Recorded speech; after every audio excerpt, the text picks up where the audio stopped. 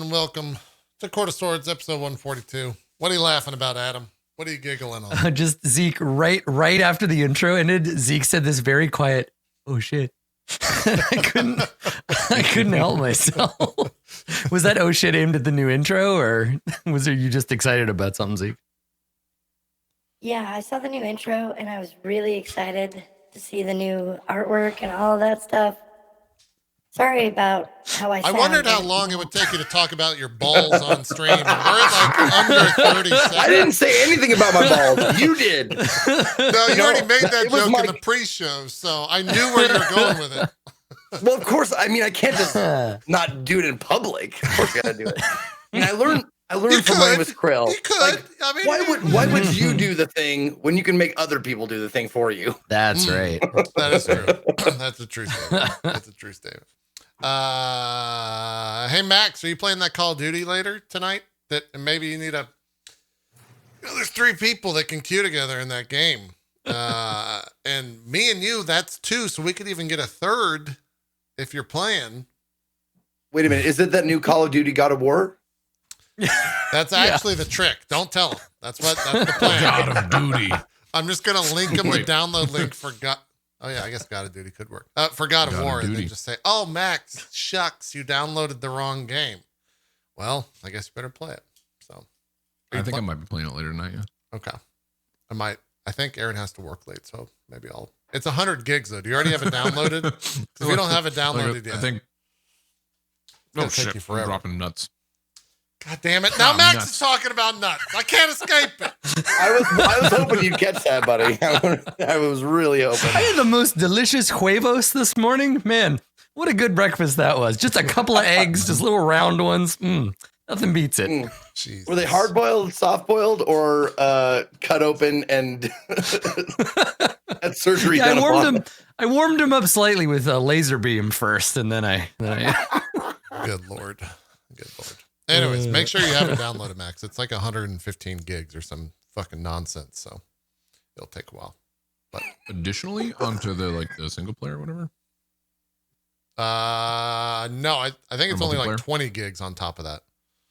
Okay, it's pretty big. They're crazy. I don't get it either. What is up with them? They just don't respect file size of anybody's hard drive. Like they don't respect hard drives at all. Nope, they have no respect for the hard drives. They don't give a fuck about them. It's true. It's true. Well, but hard drives are like super cheap these days. It's not like back in the day when 20 gigs would cost you like $50 or something. Yeah, games are. I can't have that many games installed anymore though. Like I'm routinely, especially as a streamer, I'm like routinely clearing out hard drive space. Me too. Yeah, and also just stumbling upon and finding like random games that are installed. It's like, how the fuck are you still installed? I'm like, how did you manage to survive the last few cullings? Like, how did you stay on this hard drive? Yeah. I still had Gears 5 installed as of 2 days ago. And that's like 115 gigs or some shit like that. What are you doing? You're not playing that anytime soon or ever. I don't see it. It's not in the Steam list. I need to get, what is it? Is it GOG? Does GOG combine Microsoft games as well? Dan, do you use GOG? Are you using the GOG player? I haven't used it in a while. Okay. I'll have to ask maybe Co about that. I wonder if that could find all of my games. It is, yeah. Okay. It is, yeah. I think like people are saying GOG Galaxy or whatever. I think Blackman told me about that. It literally like has everything all in once and you can customize like the way it's displayed. I might just install that just to get rid of games and then uninstall it. Use all the same platforms. I might use it too. I don't know. I still hate the new Steam. I don't hate it. I just really prefer the previous. It's better than the old one. The old one was hideous. You're hideous. Sorry, I'm just lashing out. That is categorically untrue. That's categorically untrue. But also aesthetics are a personal choice. I can see why using something for a really long time and then switching. It's like the same reason people get upset when Twitter changes or Facebook. Twitter changed something? What are you talking about? It's not even necessarily it's functionality over style. It's not necessarily that it's like a bad style. And I'm sure if somebody were to come in new or just embrace change, but it's the same way like YouTube is constantly like, use our new studio editor. No, fuck check it that out. shit. I'm like, I don't know where anything is. I'm not, I still do the classic. It's definitely It's definitely better than it used to be, but there was like a full year where that was the first thing I had to do every time I opened YouTube. Was like, classic, stop it, get this studio out of here. I still do that. Fuck right off. I still do that every time. They've also made load times slower on the classic stuff to force you to stay on the new stuff. Yes. Which is just such a fucking dirtbag move. That like, use the new one. No, I would rather use the old one. Okay, you can, but everything takes about 40 seconds longer than it used to. So you know what's funny though? I realized, for a bit, you guys have seen the thing that pops up. It's like, well, what's the reason why you want to use the old classic? I don't even type anything. They put in a new reason now, a new tick box that just says, I don't want to learn how to use the new one. I tick that every time. It's probably the most common one, I would think. It wasn't there. It never used to be there. And then I'm just like, get the fuck out of here. I filled in for the first away soon. Oh, yeah, really? For the first little while, I used to give them reasons because I always click that like other and then it gives you the box. And depending on how much of a hurry I was in or how angry I was, usually I would just be like, it sucks. I hate it. Stop making me do this, please. Yep. Yeah, just why? Why are you doing this? Man, where can I hit a switch where I never have to look at this again until you change it? That doubly sucks that they're taking away I guess we need to. Hopefully they don't do it by March 31st. I'm no longer with my current MCN as of March 31st. They're removing. I think Disney's just shutting down their YouTube MCN or something. But what that means is 1,500 VODs are immediately being demonetized, and I have to go back and manually monetize every single one by hand. Also means that it's whoever wants to claim my shit can claim my shit. There's zero protection. So like, I think 70 VODs got claimed yesterday, and they're all for the old intro of RollPlay and the very original show. It's the fact that it's like a audio co-pilot, audio co-pilot or some shit, some generic thing. Audio jungle. Yeah, they just claim everything on YouTube. So it's annoying. a mess. It's an absolute mess. God, it makes me hate YouTube even more. Yeah. So, anyways, Max, what have you been doing besides hating on YouTube's new stuff? Just hating on other parts of the internet. Yeah. I sent a couple DMs to Adam, just being like, "Screw you, you bastard! Why do you gotta pick on Berg all the time?" That's true. He does. He sends me DMs all the time. Like, fucking kill his love. I know you're gonna kill her. Yeah. That's true. What have I been up to? I don't know. It's always a blur. It's been a little bit too since we last played. 2 weeks. So I'm trying to figure out what the hell was going on. Yeah. Why is he gone? I'm just staring at the void. He did the. Oh, okay. Second thing. Gotcha. I missed that. Oh. What have There's you probably been some up very to? delicate adjustments going on. I'm going to ask you. I'm going to flip it around. I've been busy, JP, man. This week's crazy. What have you been up to? It's been a week already. It's only Tuesday. There's still 3 more games to come out this week or some nonsense. Like, too many fucking games. They need to talk. People need to communicate and spread this shit out so we don't have 1 week where there's 5 major releases and all of them are like amazing games, but we have to rush through them as streamers. All of February was empty. All of it. Yeah. They've had a whole month to themselves. Yeah. It's stupid. What's the game right now that you're hot on? Ori 2 is really good. I saw Dan was playing that. We could bring him into the fold it's so fucking It's good. fucking so goddamn Jesus Christ. I almost cried on stream. It has no right to be as good as it is. I almost cried on stream so that much damn better. Game. Where are you at, Dan? Did you get past the embargo point? I'm getting near the end of the embargo point. So I'm getting still on Act 1. Yeah. It's funny that the embargo point was that point because I feel like if they would have let that cutscene play out and then ended it after, it would have hooked so many more people. Because man, it's a motherfucker of a cutscene. Made me I had to turn the camera off for a couple seconds. It was rough. But it's a good. Don't do that, man. Don't do that. Yeah. No, I didn't leave the camera on, dude. I didn't turn it off, but I almost did. Because like Lebowski says, strong men also cry. Yeah, I know. And they get vasectomies, Zeke. Let's move on. All right. Strong man. Why do you're the one who keeps bringing it up. Are you fat? Do you want to ask me something, buddy? No. You want to know? Ask me anything, baby. I'm open book. I just saw 30 tweets yesterday from you about, oh, my nuts got chopped off, but I blah, blip, blip, blop, blop, coming at me. Listen, If you read through all the comments of how many people were thanking me for the information, even Co's ass was like, "Thanks, buddy." Oh my god! So good about that. I don't want to alarm Co or anything. It might be too late. Yeah, he might have missed the bus on that. The real funny thing would be if you told him the whole thing and his reply was, "Man, I wish I had known this 10 years ago." Oh man. Or I want his wife, Lena, to come on, just come and be like, "Now you tell us." Oh god! So you don't have to get up to pee. You just kind of go in a bag right now. Is that the? That's how it works. Yeah. Yes, I pissed my pants. God damn it! Zeke has had his entire bladder removed. Yeah. The whole interior plumbing, it's all gone. Zeke He's really a hollow man This is now. my pee bag. Zeke really goes the distance for the Game of Thrones cosplay. I mean, he's a eunuch now. He's gonna shave his head. He's going for Varys this Have Halloween. you It's gonna be seen great. the picture of me with a shaved head? I have, yes. Yeah, no, I'm It's saying terrible. Holy shit. you're full on. Oh. Varys. It's great. It's bad. All my little spiders out there, my little birds. Little spiders.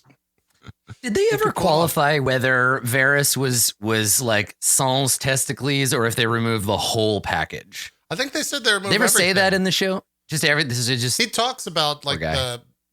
in I don't know what season it was. I'm pretty sure he went. yeah. I into the remember a process. conversation. Yeah. Well, I know they Yeah, at least cut off his testicles, but yeah, as far as the whole thing goes, like I don't know. I I think know, he like did in say the that. book, they made him eat it. Oh, I didn't. I Jesus don't remember Christ. that part, but They I think put No, it that on was- like a what- hot, like a frying pan and like cooked it up. No, wasn't that was None of that it. was a Reek, right? That they did that too. That was Maybe in the series, Theon but also. oh, in the book. oh, they did okay, the book. maybe. But in the book, like Yeah. Varys tells this story about it. I don't know. I don't read books. You're so yeah, I can't think help we're you here. getting our dickectomies crossed here on this one, but That's yeah. what they're called. Can't even leave the guy his noodle. Man, that's rough. No, you can't. Ah, poor guy. Well, it's brave of you, Zeke. Brave of you. Good job. There it is. Maybe he didn't make him eat it. Yeah, tossed it into a fire as part of a spell. Maybe that's what it was. I do. It was in the long show, time since I read those books. Yeah. Anyways, Ooh, yes. Or oh good. shit. What? So with Ori 2 and Ori, I never played the first one too. What was that, man? No. Just give me a second. It was me processing what I wanted. It was me thinking about which land I wanted to go in conversation. JP, I don't know if you know this, but Max is not very smart, so we need to leave him some time to catch up with the conversation. he knows a In thing or about two. 20 minutes, he's gonna be like, "Wait a second, penises." It's all right. It's okay. We got. It's okay. He's mad about something that happened to him an hour ago. He'll be fine. Jesus. He's out. He's not coming back. Well, guess we're just gonna sit here and wait for Max to put his headphones back on. Seen any good movies lately, Dan? Or I haven't seen one in a while. Welcome Yeah. back to the show, man. What were we gonna ask, Max? Ori 1, yeah, Ori you're 2? saying something about Ori. Ori, I was saying with Ori, I've never played them, and they look visually really, really cool. I think they look neat, Prettiest but games of it's all hard time. for me to get into side-scrolling like platformers. I know it's like a more of a modern one. So, what would you say is the best like selling point as far as Ori 1 or Ori 2? Like, what makes it distinct? I guess mean, what makes it so fucking good? Do you have Dan, to you be answer into like this. I saw the and mouth platforming moving. kind of games? Go ahead, Dan. Ori 1 is like a platformer with very simple combat. It works, but it's not really like the focus of the game. Have you played Hollow Knight by any chance, Max? I think I played a little bit of it, and I've seen people. Well, play it, it's obviously. they take the combat in Ori 2 and really refine it and make it way more interesting and more like Hollow Knight, where like combat's a main focus of the sequel versus the first one. They take all the stuff in the first game and just sort of like throw a lot of it out and take the good stuff with it and like change everything and make it way better. So if you don't like platformers, but you like combat, it has a lot more combat in this one, but still some good platforming sections. And what really hooks you is about the story is really good in the games. Yeah, that's like one of the biggest selling points. There's very little actual words, voice acting wise, but stories told through like just raw emotion and animation that you don't think it would be that like gripping or interesting, but man, they get a lot of emotion out of the things in the game. And a lot of things are just like normal creatures, but there's also weird looking creatures that, you know, kind of ride the center of being bad or good guys and all that type of stuff. It also makes you feel the for fucking villains. music. Yeah, the music's fucking 10 out of 10. music is amazing. Yeah. That I've noted, you know, like just from seeing it casually here and there. Even in the first one too, that like visually and musically it stands out. So maybe I'll try Ori 2. I don't know if I'd go back and play Ori 1 though, because I just don't know if I'd. It's hard. Ori 1's very hard, like very hard. Ori 2 is much easier to get into. Yeah, I bailed out. There's a specific part in Ori in the first one where I think I was expecting it to be more of a Metroidvania and less of a like Super Meat Boy. Yeah. And so there's a section of it where I was like, I have done this 56,000 times. This isn't fun anymore. I'm going to I set it aside. I left it installed with the intention of going back to it. And I just never did because you get stuck and I just totally ran out of juice on it. But the way it looks and the music in the first one were both really good. So it's nice to hear that they've carried that through and they've refined the gameplay a little bit. Yeah. It's like, there's a handful of, I mean, just anything that you see in that game in terms of motion is drop dead gorgeous, but there's a handful of scenes where they've started to use the foreground and the background a lot more in this one. So cool. Like when a creature walks by the scene, they'll walk from the background all the way to the like foreground, and it just looks incredible. It's one of the like best parts about that game is just how you'll walk into an area and just be like, fuck God, how do they, this is ridiculous. Like it looks so good. And they're originally indie. I don't think they're indie anymore. I think, did Microsoft buy that studio, Dan? Do you remember? Is it? I think they bought the rights to Ori, but not the studio. Okay. All right.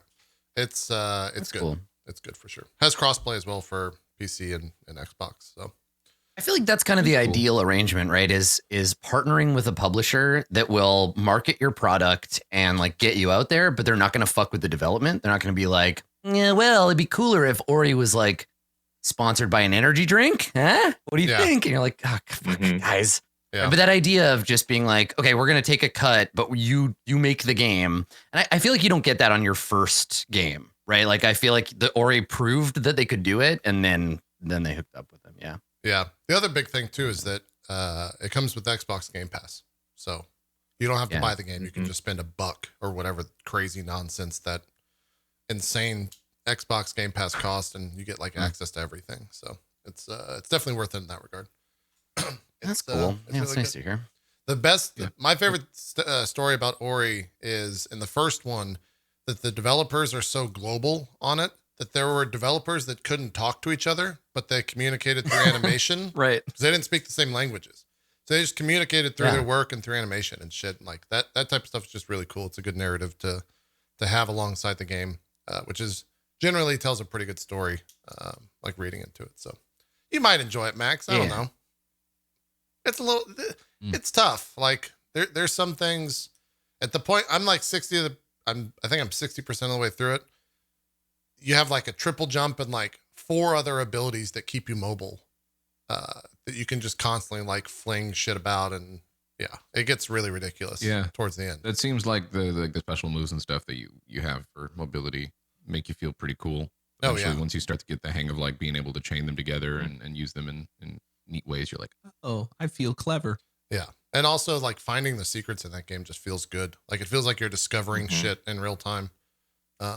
And not that like, it's not like, oh, of course developers put that there. It's like, I think I can make that jump right. Okay, let's try this. And then you get up there and you're like, oh shit, look what is in here? Then it's like an entire new area. It feels like being let in on a like a secret, right? Where you're like, exactly. The arrangement of this level seems weird. Like, why is that platform there? Let me see if I can jump to it. And then you get there and you open up a secret area and you're just like, yes, I'm so smart. Yep. And you have like a shared like secret thing with the developers. Yeah, that's really fun. It's a lot design for that. Been having a lot of fun with that.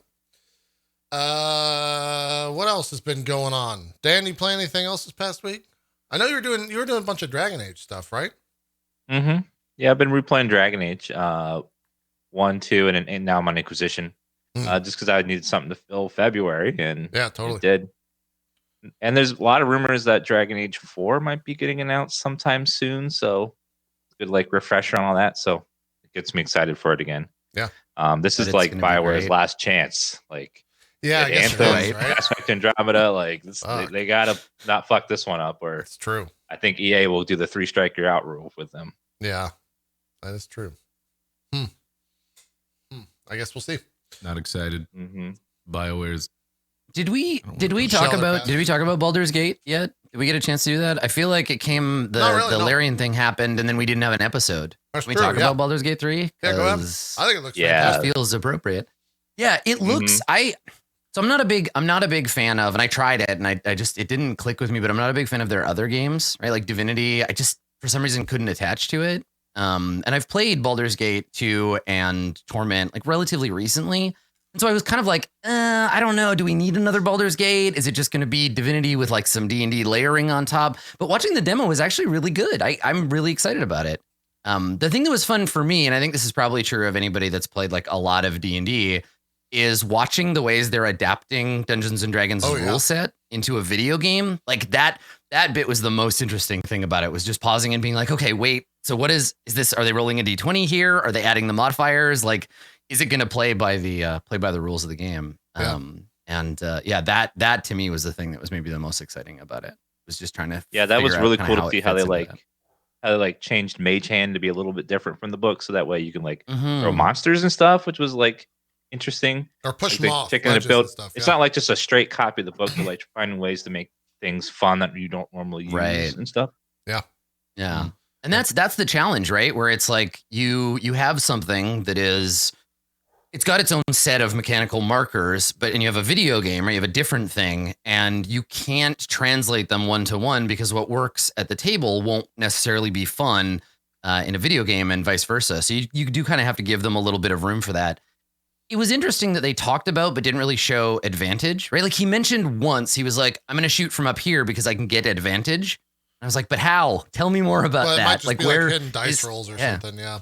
Yeah. It's the type of thing where I feel like two things will happen. One, people will play that game. By the end of it, they'll understand 5e and they're like, all right, I want to play D&D.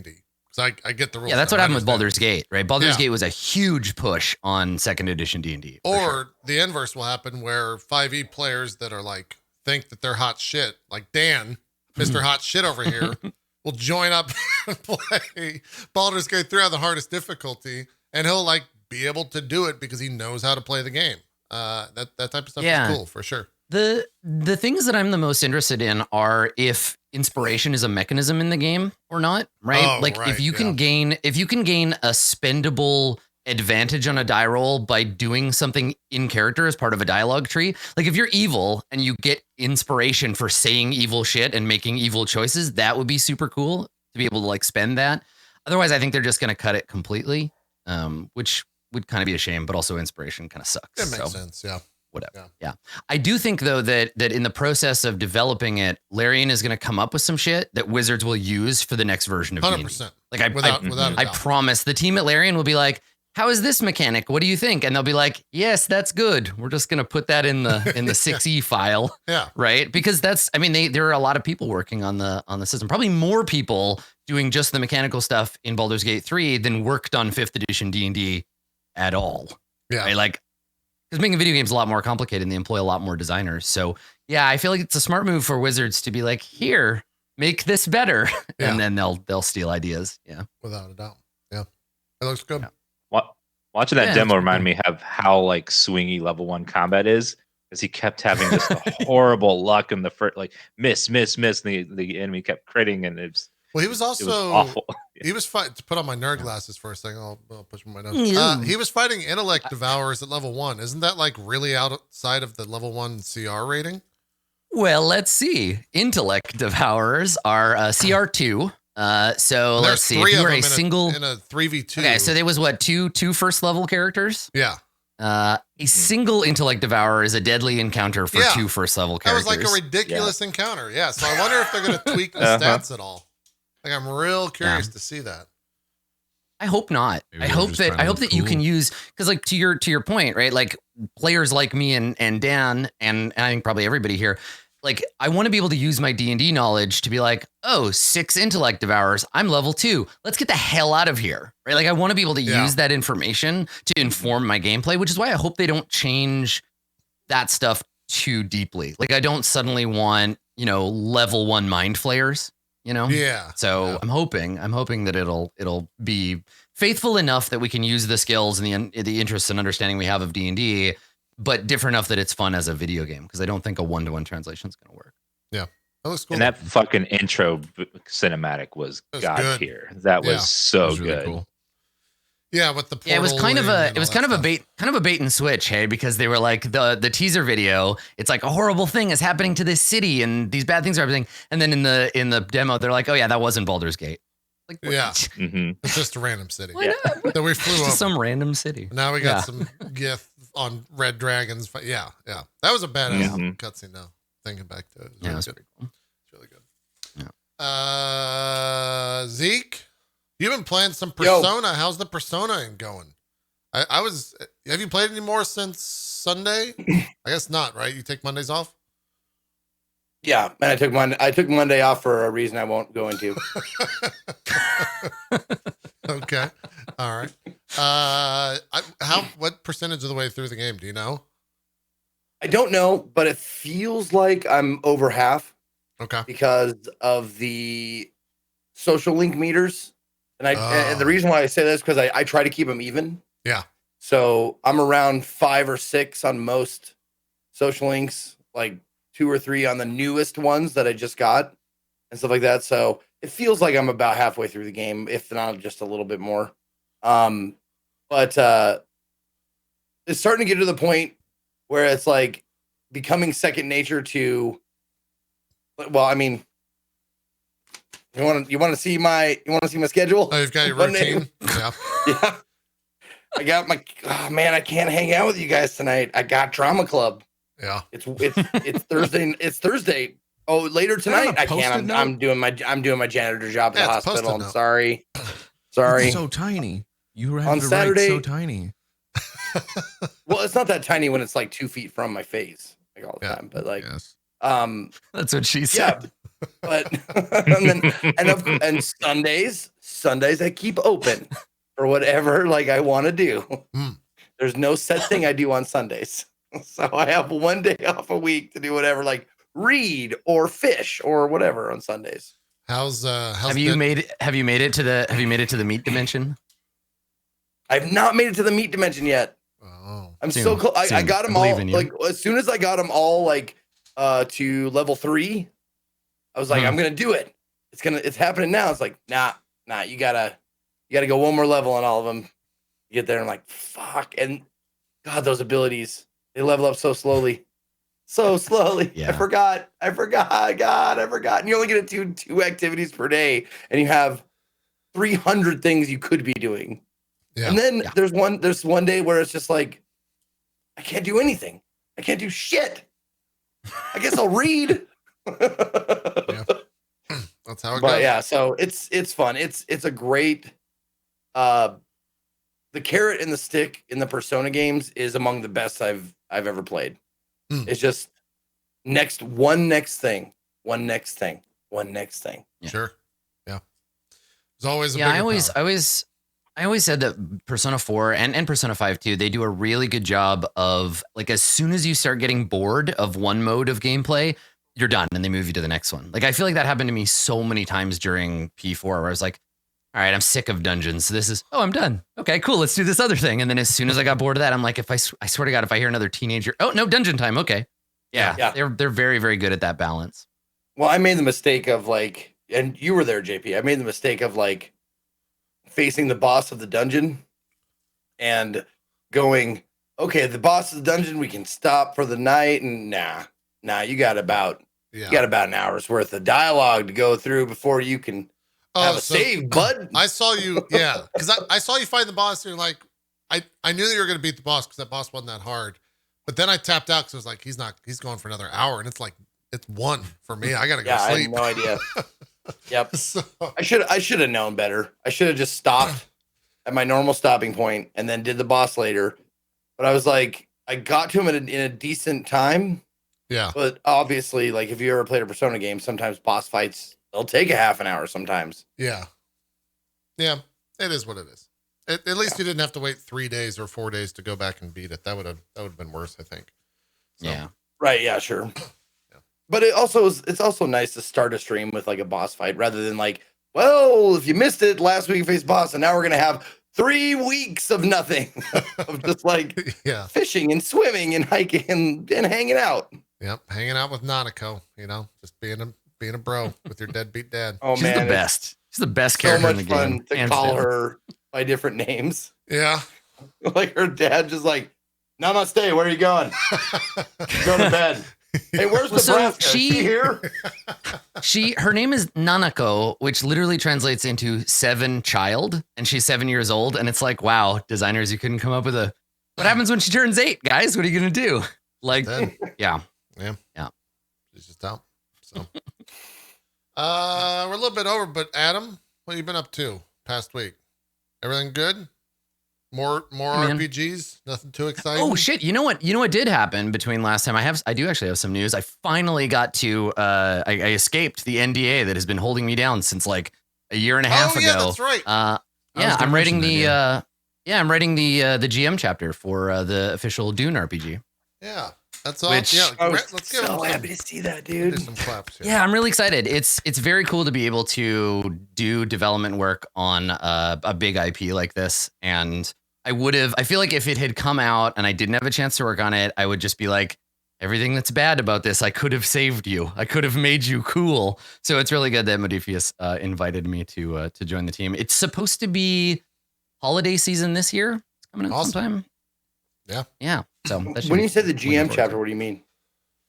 So the chapter of the book that talks about how to like be a good game master, first of all, like general stuff, and then also specifically how to tell stories in the Dune universe and how to make it feel like it's like a Dune story and not just like we're playing D&D, but it's on Arrakis and I'm a level 5 Fremen, right? Like teaching people how to tell the same stories that Herbert did. Yeah. Gotcha. Cool. I wasn't sure if it was like a rules plus story plus whatever chapter. Yeah. I wrote the GM chapter and I wrote a big chunk of the NPCs chapter as well. So I wrote a ton. I spent a really long time making up fake people for this chapter. Awesome. Just like a lot. But I mean, NPCs are my favorite thing about role-playing games, so it was pretty rewarding to be able to do that. Yeah. Cool. Yeah. That's fun stuff.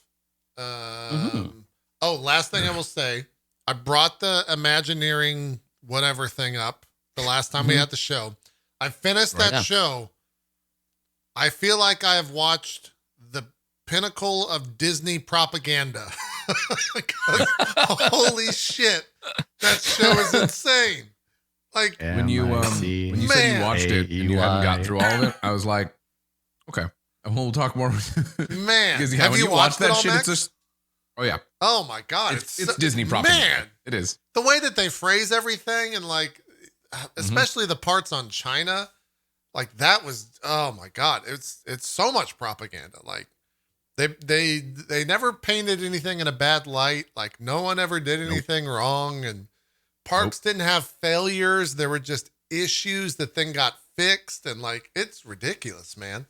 It's a hell of a show, and I got excited at a lot of different parts. But man, it's still neat and interesting to hear about all the hard work that the Imagineers have gone through. Totally, and stuff, and how they even made this shit happen. But even just watching it, you're just like, there is so much you guys are leaving out. Oh my god. Yeah. And it's like as they're making this documentary, the person has to just there's somebody on staff that's like, no, you can't say that about Walt. Yes. No. Yeah. No, he was great. Nope, he was awesome actually. They don't mention anything bad about Walt and his politics or anything like that for sure. There's zero mention of any of that. They just breeze right by it. So it was, I think it's called the Imagineering Story, I think is the name of it. It's on Disney Plus. But it's cool, especially if you've been to the parks. Just know going in that like you're gonna want to buy Disney shit at the end of that, and you're gonna think that it's like the greatest of all time, and like Disney could do no wrong. I'm just imagining some guy in the editing booth turning a scene where like an Imagineer's talking about Walt Disney. He's like, yeah, we're working with Walt was great. He's kind of and then his mouth says anti-Semite, but the audio says good guy. Yeah, and you're like, well, they didn't bring any of that. All right. Yeah, funny how that that didn't show up for sure. It's just strange. The lips don't match the words. It wasn't a thing, JP. It didn't happen. Right. Never happened. Great. Yeah. Right. Man, the episode on China especially was just like, holy shit. Like, it's like, oh, we've got so many great workers, and they would just like go to the workers and they wear like this Imagineering shirt and shit. And you're like, those guys, like, you should watch if that episode was interesting to you and you haven't watched it yet. Watch American Factory. Have you seen that? It's a documentary on Netflix. Yeah, it's about it's a glass factory. I think it's a Chinese company that bought an American factory and brought it back to life, and they make glass. And the whole thing is about like worker culture clash between China and America, and they do a really good job from scene to scene, being like, man, those Chinese bosses are the worst. Man, those American workers are the worst. Man, the bosses are the worst. And it just goes back and forth every scene. Huh. They just whiplash you on your sympathy. It's quite good. Yeah, I really like it. Check that out. I also watched Altered Carbon. I'm 2 episodes into that. I haven't gone back. I heard season 2 was bad. I heard it was really bad. I haven't watched that. I only got like. Oh, you got through season 1. Okay. Season 1 not all the way through, but not all the way through. Season 1. I would imagine season 2 is probably going to be kind of shit because I don't know how much they can sustain what they're doing. Well, there's like 8 books or something, right? Like the Altered Carbon is just the first book, and then he's got a ton of other books set in that universe. I didn't know that there's anything else like book wise that there was other source material, but I'm just saying based on what I've seen with the show and what they've done. Well, I have a feeling that they're gonna get a little crazy and the show's show's potentially endless, right? Because of the gimmick of the fact that you can just get into any sleeve. That's Season 2 is in a completely different actor. How does that feel as an actor working on that show, huh? I mean, it might be kind of nice that you're not like tied into the Marvel Cinematic Universe and have to do 23 films, right? You just do a season of TV and you're good. I actually really I have a really like a major soft spot for actors playing, like pretending to be other actors in roles. Like that scene in Harry Potter where there's like a bunch of characters transformed into other people. I kind of think it would be a fun challenge to be like, okay, so you're playing the same character as the person from season 1. So you kind of have to emulate them, but you're in a different body, so you can change it a little bit, but it's still got to feel like Takeshi Kovacs, which is I think kind of cool. But yeah, I mean, I guess Doctor Who kind of does that, right? I love it as a viewer. I just always think it's interesting for shows like that. If say the actors go to work and they a lot of times they don't have the script of like what's happening in the future. Yeah. Just the stress of like, oh fuck. Yeah. So JP, I have a quick idea for the next episode of Court of Swords. We replace Max with a different person, but keep Berg on the show and just see if anybody notices. We've thought about doing. It'll be just like for sure. Yeah. Actually, that's the thing we could do in the game where we could have 2 characters' souls get swapped, and we could do like a Freaky Friday thing where you have to play each other's characters for an episode. We all can barely remember how to play our own character when we take these breaks. There's no fucking chance that we're gonna just jump into a new character. It's not worth it. Not worth it. Yeah. Fair. Yeah. And then the last thing I'll say, Castlevania season 3. It's so goddamn good. God, it's so good. Yeah. They made like Silpha and pretty much anyone in that show character wise is already awesome, but they like made them cooler somehow in the new season, and they introduced a bunch of new cooler characters for sure. But even in like the first episode of season 3, Silpha is like creating ice that she's running on in the middle of air, then has like a giant ice pole that then like stabs a monster in the head, just like blows the fuck up cool. And blood goes everywhere. And you're just like, fuck, man, that's a pretty good sorceress. Like, she's pretty good. Oh, last thing. I also watched The Boys. Oh, that's a good show too. That's good. Yep. Are you done with it? Yep. Have you watched the season 2 trailer? No. You should watch the season 2 trailer. It gives you some answers to what happens at season 1 and where the fuck they're gonna take it. Because it ends on a cliffhanger for sure. So yeah, for sure. It's good. Anyways. Probably play some D&D. Let's do a recap. Yeah, we should do what happened on episode 141, and then we'll get started with goals. We'll be right back. Enjoy the recap. Previously on Court of Swords, the mood is quiet in the Fortress of the Embers as Ramus works on his Book of Harmony and Vani leads a somber funeral procession. At breakfast, Doug seems to have had a religious revelation, and while our heroes are chowing down, an alarm bell rings. a scout has seen a giant near the fortress, and the Embers mobilize to investigate. Vani conjures a wall of fire to protect the fortress entrance, but it turns out they need no such protection. The giant is Bushra, and she is accompanied by Maharib and the dwarven exiles of Manum Ekbal. The dwarves lament the loss of the miracles of their faith, but their new friend Ramus has another idea. Perhaps they'd like to convert to harmony? In response, a strange figure appears out of nowhere. It is a god of heaven, serving the Bureau of Unauthorized Religious Practice, who delivers a citation to Ramus for all of his recent blasphemy. Ramus demands an appeal, and a court date is set for 300 years in the future. Apparently, there's a lot of this cult behavior going around. The party has been reunited, but must now decide what to do with the Embers, whether or not to pursue saving Kayu and the other prisoners, or to continue searching for Southern Wind. Many paths wind outward from here. All right. Let's do some goals. Yeah. So yeah, we should talk about goals both like as we normally do, but you guys should talk about them as players because we're standing kind of at a crossroads, right? So the situation as I see it is KU and that kid's brother, whose name I can't remember because we've only ever met him off screen. They're both in the hands of Gravedirt. Right. So there's that if you want to go and deal with her now. There's the moving of the Embers to a new home. So that's also an option. And then finding Southern Wind is another option on the list. So, yeah, there's a lot of directions you can kind of go out from here. What do you guys think? What do you want to do? Does anyone have any strong decisions, or is it kind of what everyone else wants to do?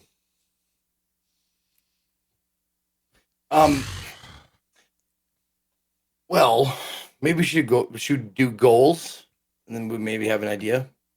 Well, the thing is, we want to we're doing the process all at once because if everybody just says what their goals are and they're all different, then only one person or maybe two people are going to get XP. So if we talk about it as a group, gotcha. Then you can write goals to make sure you're aimed in that direction, or there are things you can do while you're doing that other stuff. Makes sense. What? Yeah. Can the Embers? I want to talk to Agni. Okay. Go ahead, Zeke.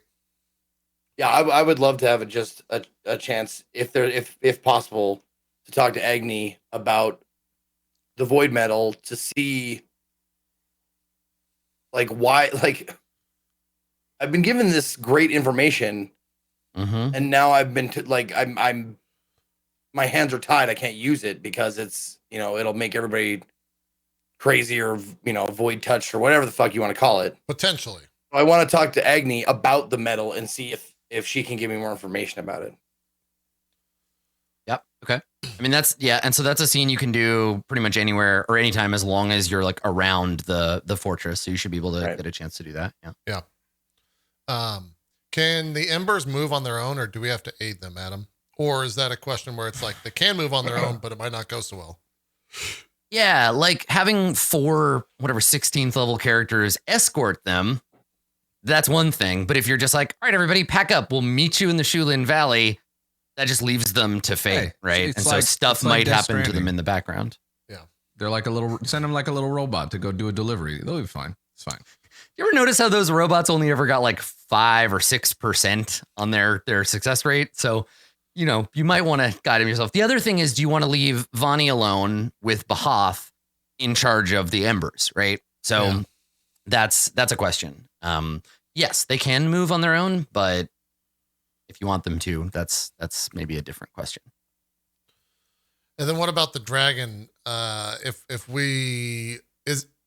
What I'm asking, I guess, is it possible for us to do everything eventually, or is this pick two and the other fails? Like what? I mean, it depends, right? It depends on what happens in the ongoing sort of fiction, right? Like if you pick a goal and you do it quickly, then you'll be able to come back and attend to these things. But yeah, the world continues to roll on as you're choosing. So if you do choose to ignore the fact that KU and Kai are in the hands of Gravedirt, then that situation will continue to process. Things will continue to happen. Or if you go after rescuing them, then the other fronts continue to advance. Right. So there's So it's not necessarily pick one and the others are a failure, but it's just like, what do you think you can get done most effectively or most quickly, or how do you want to prioritize the things that you want to do? So it's save the 2 with the dragon guy, help the embers. Mm-hmm. What's the third big thing? Southern Wind. Because that's that you were looking for him when you went to the dwarf place, right? Because they supposedly had some idea of where he was. I think Aga can maybe help you with that, because Aga, remember, he was a wanderer before he was a warden guard, so he might be able to help you. But yeah, that was the other thing, is because you wanted to go get them so they could help you fight Gravedirt, or you can do the hasty route and go try to deal with Gravedirt yourself now and leave Southern Wind off the table.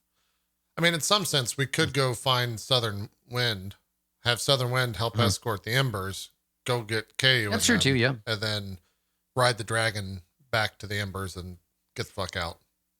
Potentially. Well, yeah, I mean, Loom doesn't, it's not like Loom like works for you, right? Like Loom said, I'm going to go and rest, and as soon as I feel better, I'm going to go save KU myself, which probably means that Loom's just going to go get themselves killed. Right. So... But there's potential that they could help us or might help us. Yes, definitely. Yep. Yeah. Well, I'm in camp. Find Southern Wind, because I feel like that's a road to many paths. Too. Yeah, it would be nice to have an army. It would be. That also feels like, to reference a Bioware game that didn't suck, that would help our galactic readiness. You know what I mean? Sure. Yeah. It would. Yeah. I feel you. Yeah. Zeke, are you cool with going to find Southern Wind eventually today? Starting down that path? Absolutely. Okay. Yeah, my conversation, like, it won't take that long. Okay. Cool. Yeah, if I remember last, we left off where Ramus was outside. Berg was with me and you, who had just talked to Vani, who was going to talk to Bahath, and we were kind of hanging out in that room. So maybe we could just and the dwarves and your mutant frost giant friend are not allowed inside the fortress because Vani is trying to protect the embers, because if the dwarves find out, they'll probably be pissed and there'll be a whole thing. But these are exile dwarves, so you could probably convince Vani. But yeah, they don't care. That's the whole thing. Yeah. Okay. Vani's just very sensitive about that. Cool. So I talked to Vani and Bahath, right, and then they were all like weird about shit, weren't they? Yeah. When you went back to talk to Vani, you noticed that the power dynamic had shifted somewhat. Where Vani seems to be giving Bahath orders rather than the other way around.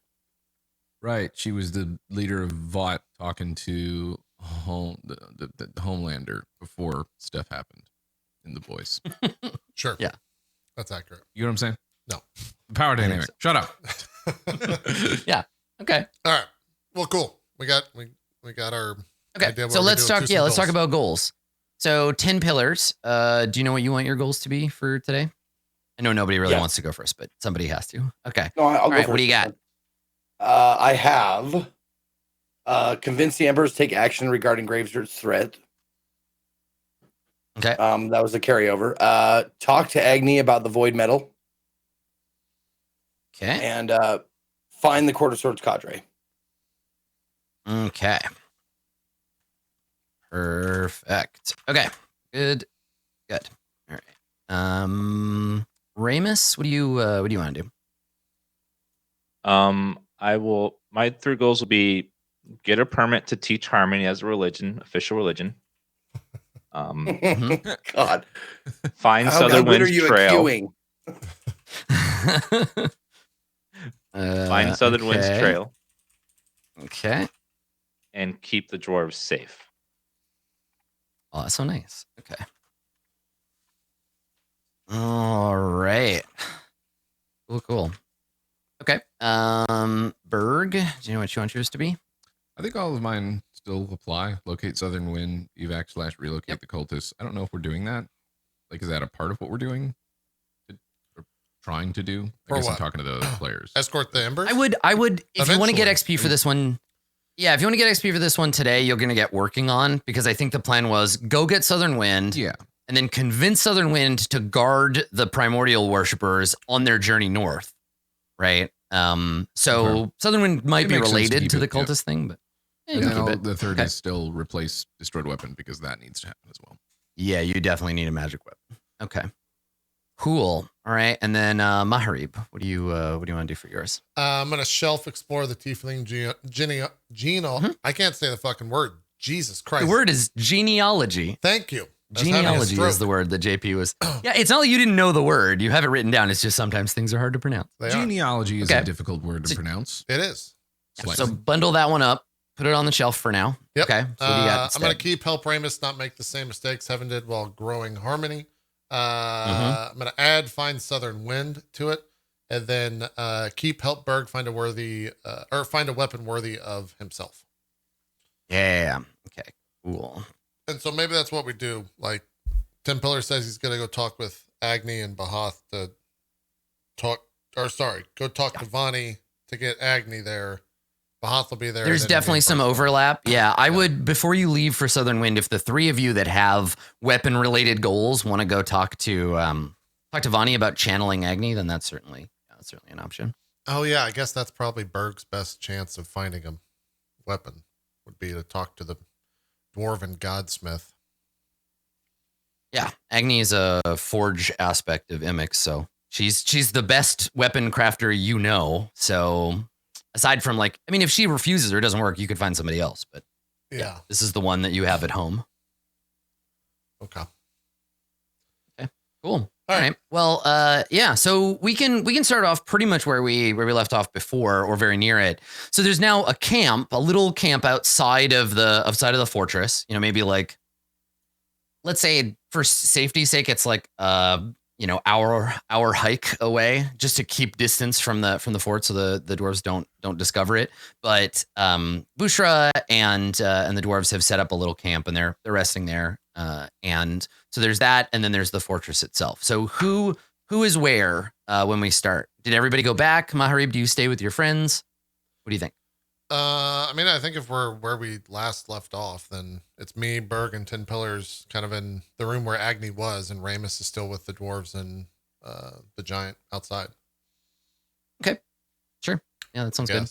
Yeah. Okay. Well, then let's start with the three of you inside. So you're in the fortress of the Embers. You were waiting to see if you can get a hold of Vani. Do you want to go and try to find her, or? Well, she said she was leaving to go talk to Bahath. Yeah. And then we had a longer conversation. So, yeah.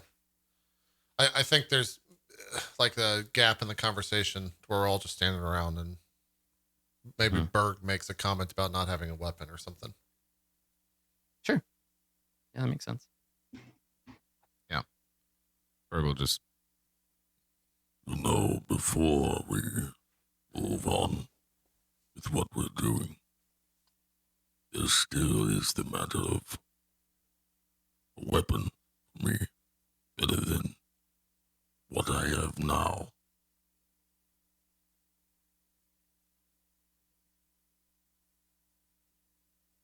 It's just an awkward silence. No.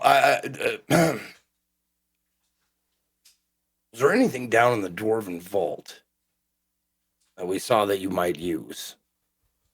I know we gave up the rod, but among the treasures, did you notice any? I don't know. Perhaps Bahath will give it back.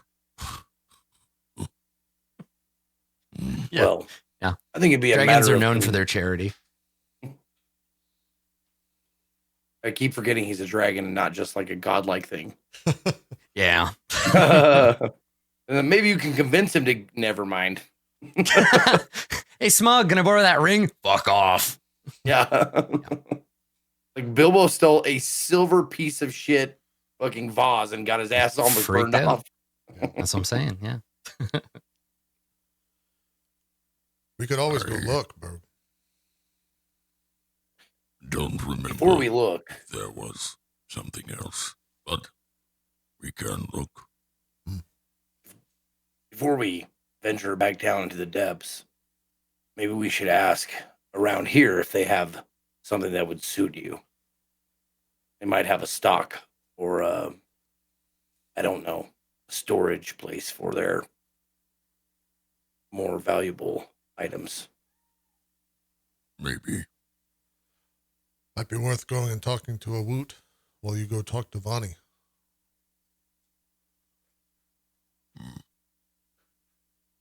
He would at least know if there is a weapon. True. Then let's do that. Okay. Where is? So as far as you know, Vani is in the old throne room, right down on sublevel 4, with Bahath. So if you want to go looking for her, that'd be the place. Unless you want to keep her away from Bahath for this conversation. But yeah, I think if you go looking for her, the three of you, we cut to the entrance to that vault, that lava room. And as you walk in, you see what you expect, Berg. You see Vani and Bahath talking. And Bahath is sitting in the throne, looking up at Vani, who's standing next to them. And Bahath is sort of nodding, and the two of them are having this sort of quiet conversation. But when they notice you come in, when they see you walk into the entrance, they finish their conversation, and Bahath says, "You're back. Well, did you lose Ramus?"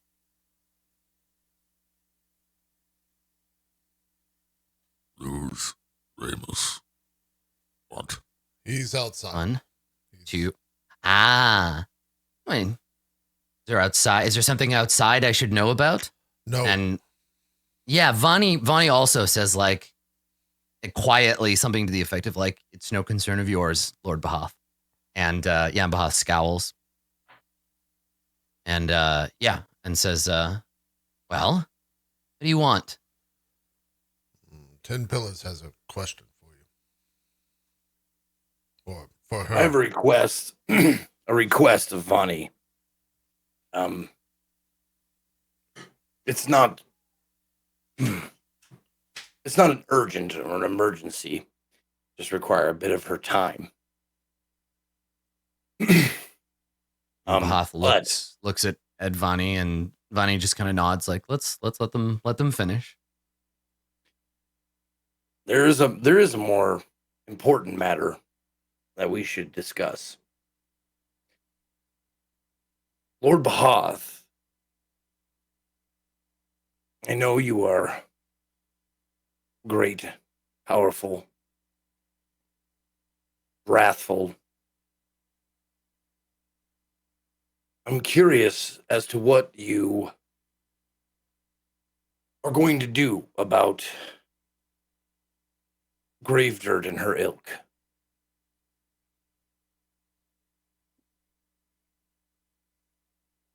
I was waiting for you to tell me. You went off on your errand, and now you're back. But I see no great army. I see no soldiers. Just you three. So what? Is it time for me to unfurl my wings and strike down on this dead woman with fire, as I asked to do so long ago? And as Bahath starts to get fired up, Vani just... I think this is shocking for all three of you. Vani puts her hand on Bahath's shoulder, and Bahath just, like, deflates. Like, not sad. It's not like, I'm sad or anything, but Bahath is just like, right? Yep, keep it under control. And then Vani says, Lord Bahath and I have been speaking, and while they are eager to do what must be done, we understand that patience is important. Patience we're running out of.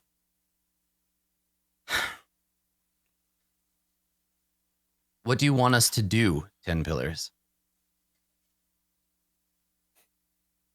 Well, I've discussed it with my compatriots, and I'm sorry to say that our sojourn came back fruitless, but the plan that we have come up with is and correct me if I'm wrong, and I look at the party, correct me if I'm wrong, but we were going to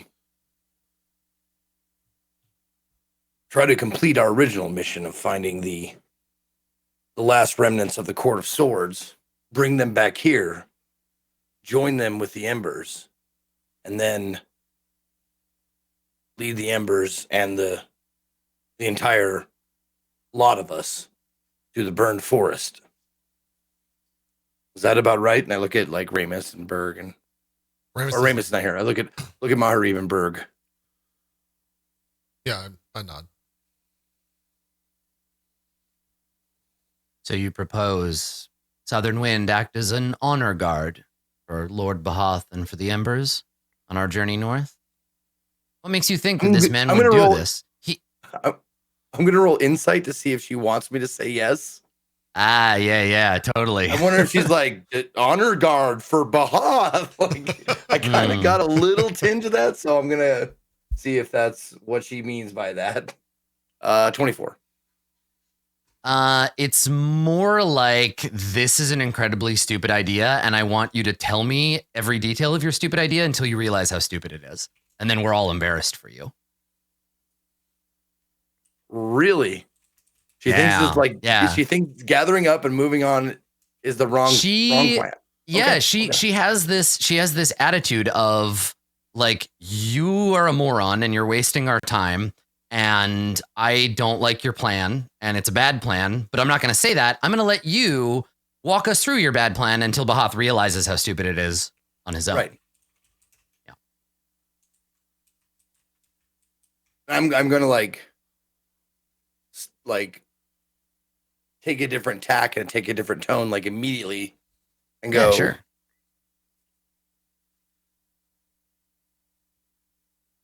This idea, this preliminary plan that we have constructed together is just that. It's just the most solid idea that we could come up with. If Lord Bahath, and I look at Lord Bahath, and then I directly look at Vani, were to have other ideas as to what the Embers would benefit the Embers most, I would be all ears. Vani says, Lord Bahath and I have been speaking on this matter. We believe that it is prudent to wait for the Embers to return, but with Kai's kidnapping, it may be that we are waiting for the dead and not the living. The Shulin Valley, this burned forest you speak of, we have consulted the oracles and believe that it could be a suitable place for us to make a new home. It's the getting there that's going to be the trouble.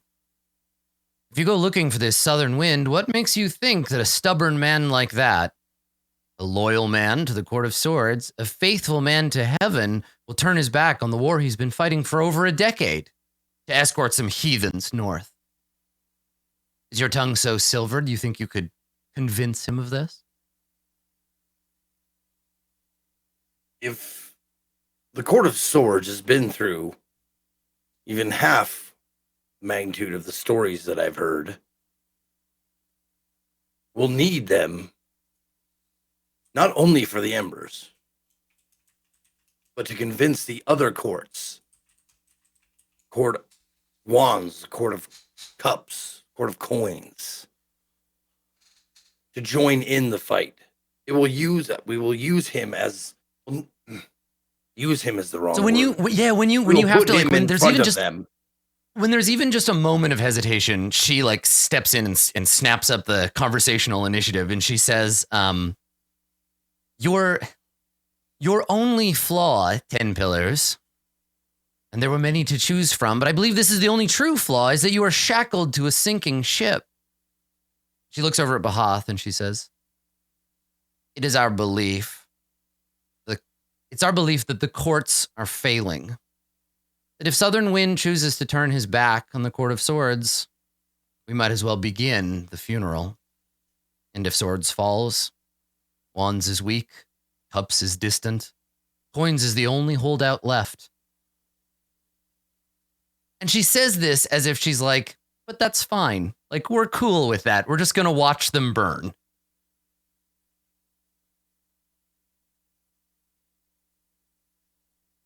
That's one tactic. When the forest is caught fire by lightning, the ground animals do have a tendency to survive. But the rest of the forest, all of the life, snuffed out. And then spare us your poetic metaphors, 10 Pillars. If you have actual intelligence for us, then deliver it.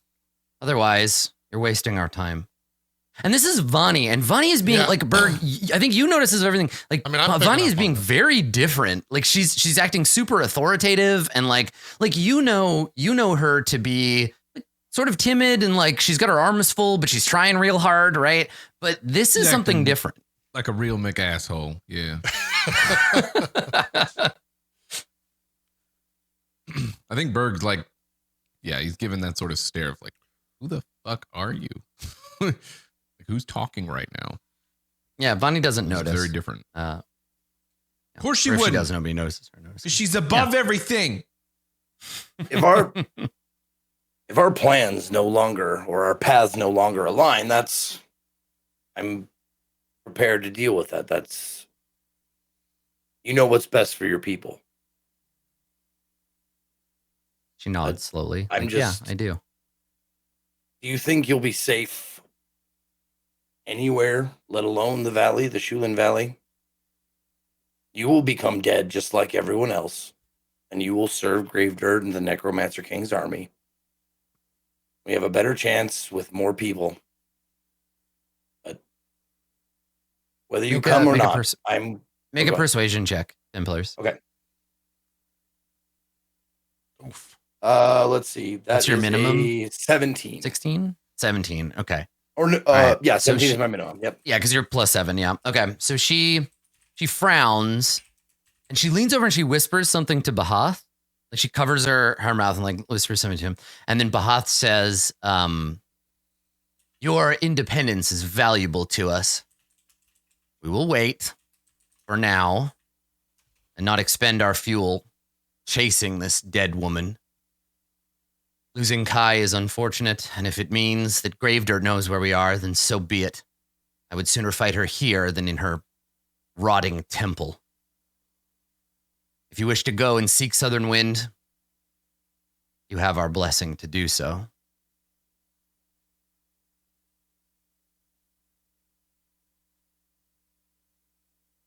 With the unstated finish. Yeah, the unstated end of that sentence was, now fuck off. Yeah. And I look at the group to see if anybody else has anything to say. If they don't. I mean, it's 10 Pillars and the Scowly Boys, so they're probably just glaring real hard. So they may not have anything to say. Nah, Maharib, like Patty LaBelle, he's got a new attitude, man. That's true. Yeah, so Berg is probably looking confused about Vani's behavior, but you look at Maharib, and it's just like, you hear faint meditation sounds, maybe a waterfall, someone rings a gong gently. I honestly, like I heard the crazy fucking cloud. I heard the Reading Rainbow song, like, what were you guys saying? In the sky. It's a walking yoga studio. The vibe's now. All fucked up, Vani. What the fuck? So yeah, Maharib, do you when 10 Pillars looks to you to be like, do you have anything to say? Do you? Vani, where's Awut? Where's your brother? We need to speak with him. I am not Awut's keeper. He's finding some way to make himself useful. Do you not care about your brother?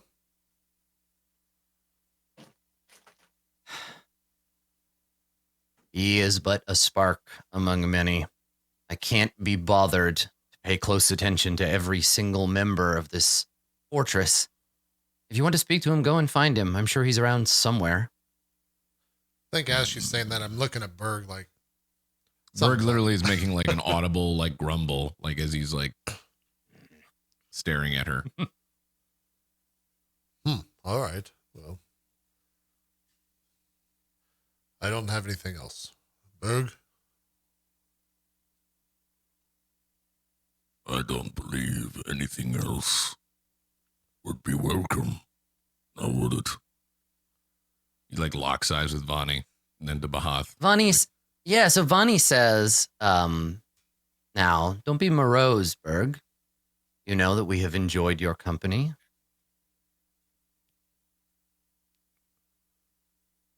Let's go.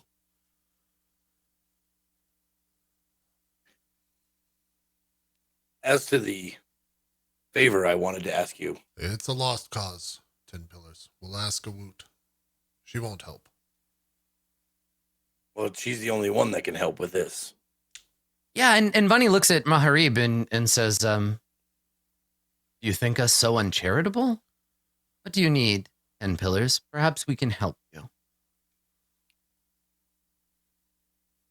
Well, I lied. It was not one favor, but 2 requests. The first, my 2 compatriots have found themselves without, well, actually, I'm not sure Maharib is in the position anymore, but Berg definitely is in the need of a weapon, something to swing against his enemies. And then, yeah, as if for the first time, and maybe it is, Vani notices that neither Berg or Maharib are armed. And for a second, the old Vani comes through. Like, you see a change in her, like her posture or the tone of her voice or something. But she says, oh, you've lost your hammer. It's a shame. And that strange axe. Such beautiful weapons. What happened?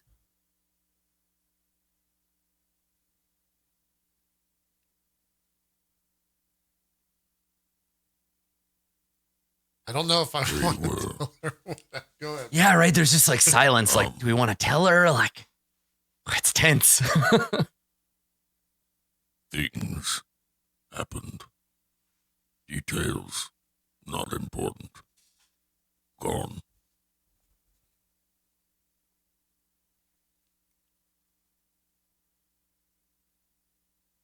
She nods as if like, that's fine. Like, she doesn't actually need to know the whole story. And she says, shame. Mortal life is so full of loss. And so what? You wish another? Take a sword or an axe from the storeroom.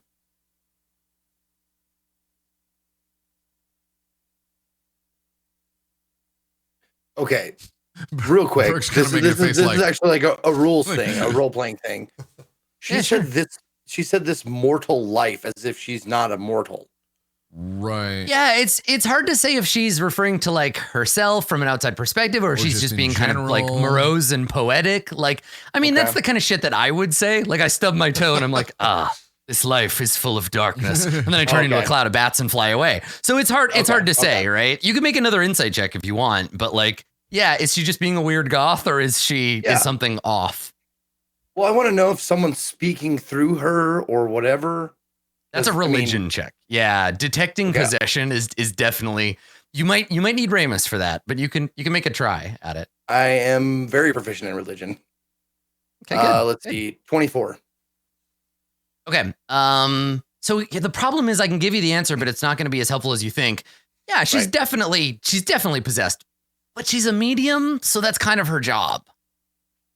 So, but is it? Yeah. Is she speaking like Bahath is speaking through her? No. Bahath is definitely Bahath is occupado, my man. So Bahath is embodied and can't possess anybody. Bahath is already possessing this dead hot tiefling. So yeah, it has to be some other aspect of Imix. That's what I'm asking. Or I guess theoretically it could be anybody, but yeah. Is it an aspect of Imix that I recognize, like Agni? Like, I've met Agni. I know what she speaks like and how she talks. She obviously definitely doesn't. Agni is just Vani's normal behavior turned all the way up. So yeah. So yeah, I don't think so. Okay.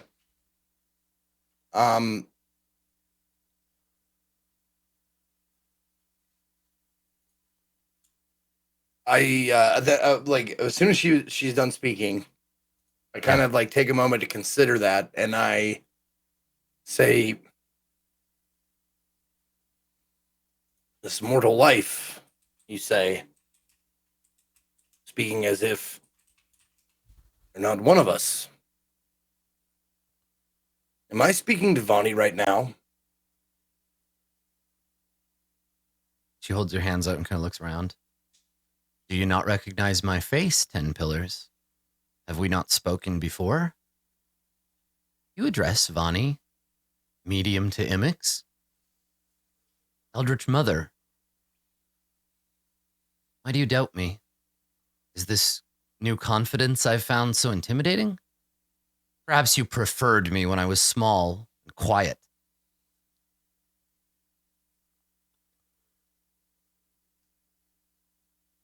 I've seen people go from soldier to general to statesman. I've seen the changes that it makes in people, and this is not that.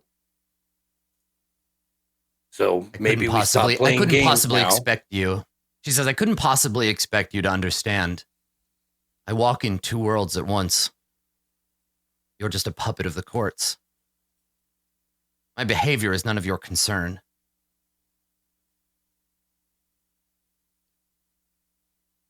Very well. And I offer my apologies. So she doesn't say anything, but Bahath grins and nods like, yes, make them grovel. And she doesn't, that doesn't give her any satisfaction, but Bahath is just like, yes, I love it when the worms wriggle. But yeah, so she just kind of scowls slightly and then goes impassive. I think there's inkling still of Maharib left. And so maybe just under his breath, he just goes, you're not the master here, Bahath. You never were. Bahath snarls like, how dare you? And like starts to stand up. But Vani just puts her hand out. So when Bahath stands, the shoulder touches the bottom, touches her palm, and Bahath just sits back down and goes from, I'm about to breathe fire all over all of you fools, to I'm going to have a little pout. And so looks in this enormous stone chair, Bahath looks like nothing more than a child, like just kind of like, Vani won't let me burn you. And Vani looks at you and says, I thought you understood better, Maharib. It's not wise to go to dragon. And Bahath just snorts like an exhale and smoke just out of her nose. Let's talking down. These are not the actions of an ally. Something is different with you, and I do not think it is good. We will see. And then Berg starts to walk away.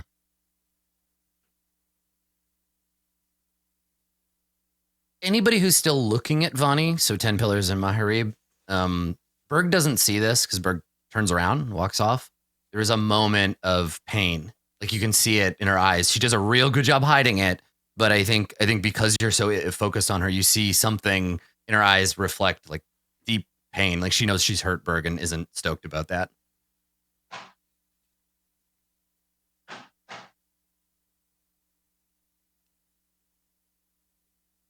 Undo my... Well, we never actually resolved the first request of a weapon for Berg. If that's wanted a weapon, you can have your pick from the storerooms. We have some extras in preparation for those returning. If those weapons are insufficient for you, then she shrugs. Like, that sounds like a you problem. Very well. My second request, I crave audience with Agni of the Forge. So Bahath makes a face like, ugh, Agni, I hate her. Like, just makes his face like little scowls, like somebody clubhouse. Yeah, like, ugh, Agni, what a dweeb. Vani doesn't really respond. But she says, as you so astutely observed, this vessel is occupied. Our sister will have to be communicated with through another means. Perhaps your heretic priest can do it. I understand they're quite close.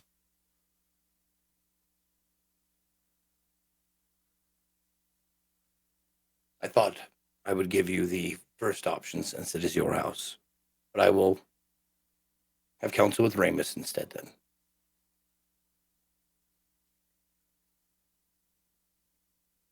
Yep. And I'm ready to go.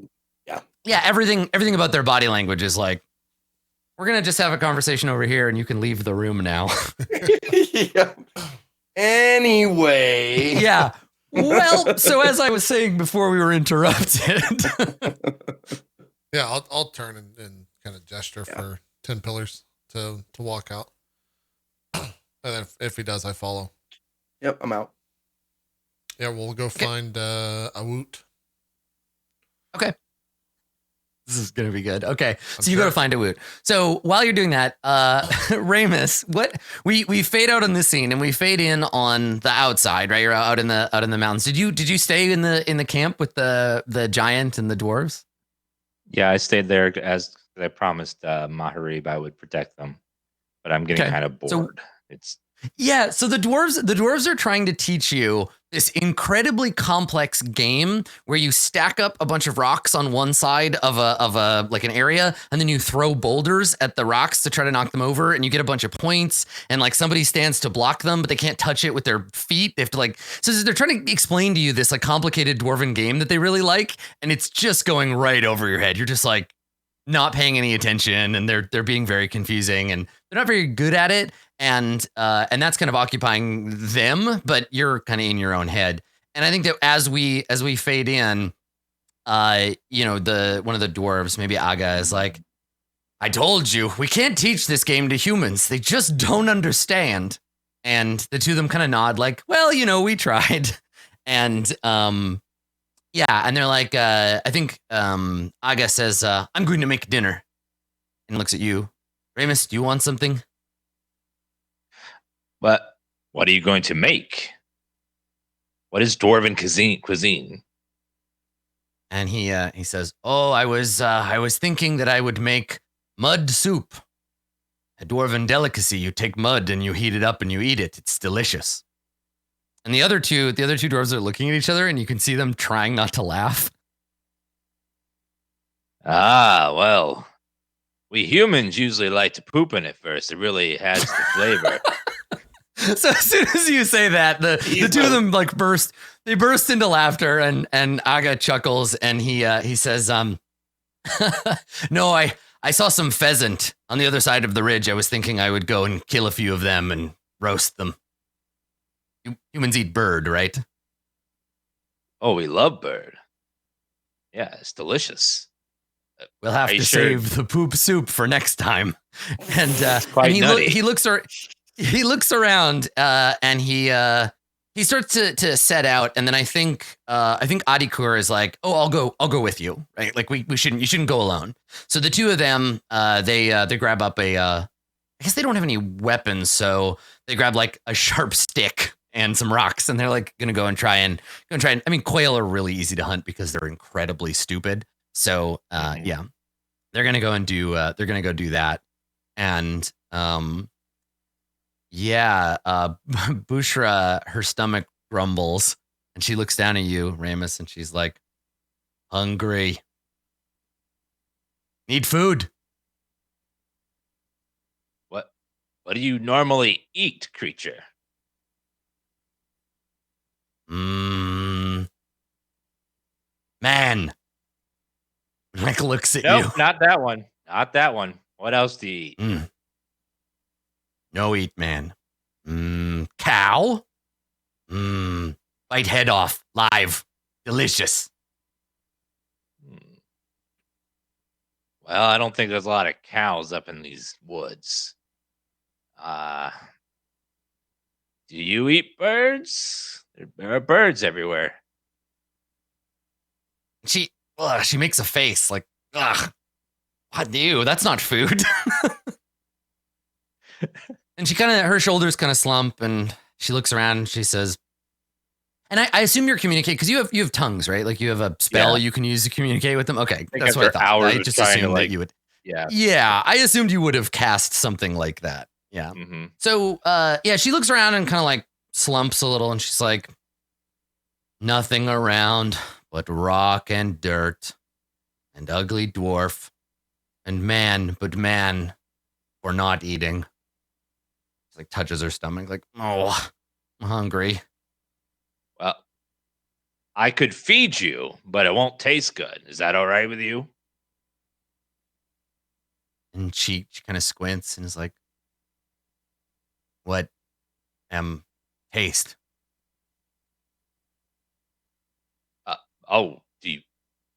Do you not taste food when you eat it, or do you just make hunger go away?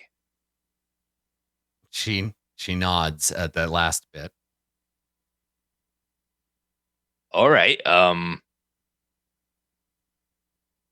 Mouth open, look up. She does. So she just looks around and she goes, ah. Okay. I'm going to cast create food and water right above her mouth so it all falls. Yeah. You're waiting for that. So 45 pounds of food and 30 gallons of water just pour onto this giant's face. Enough to sustain 5 horses. Yeah. So she, and the food just, it's just a smoothie of gross food and waters falls in her mouth. And she kind of like chews it and swallows and then like wipes her face and then licks her fingers.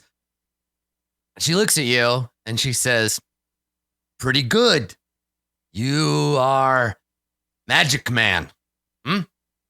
Shaman? Kind of. Yes. Shaman is close. Kinda. She nods and says, what god? Who?